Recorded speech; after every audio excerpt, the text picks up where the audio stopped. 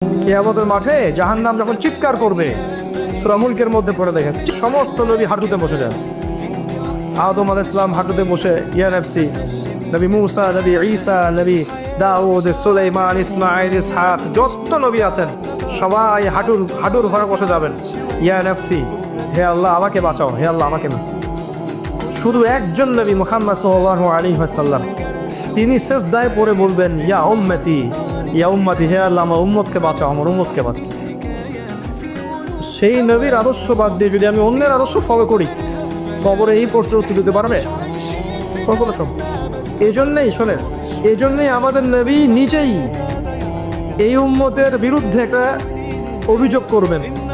সূরা ফুরকানের মধ্যে আছে, রব্বি ইন্না কওমি ইত্তাখাযু হাযাল কুরআনা মাহজুরা। তাকে বলা হবে, হে মুহাম্মদ তোমার উম্মতের এই অবস্থা কেন হলো? তিনি বলবেন, হে আমার আল্লাহ, হে আমার রব, আমার কওম আমার রেখে যাওয়া কোরআনকে পরিত্যাগ করেছে। আমরা তাই করেছি না? পাশাপাশি কোরআন আছে, খুলে দেখে কেউ? 40-এর দিন দেখে, কোন খানের দিন দেখে, বছরটির দিন দেখে, তাই না?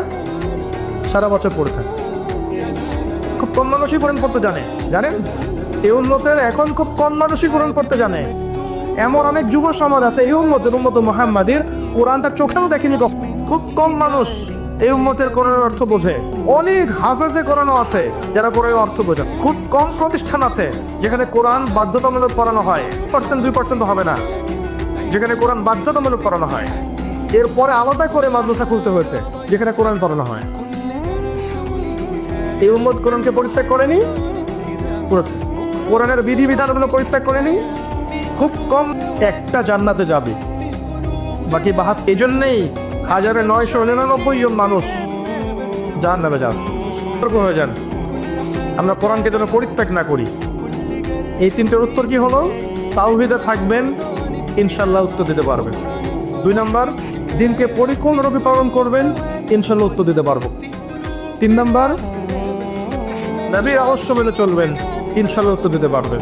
তারপরের পাশে যান, এখানে গিয়ে আপনাকে করা হবে সারা জীবন কিভাবে কাটিয়েছো, ওই যে উত্তর দিলাম।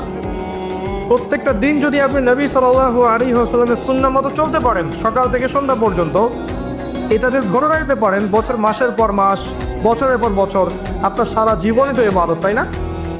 তখন সহজ হবে, হে আল্লাহ আমি সারা জীবন তোমার নবীর আদর্শে চলেছি। সহজ।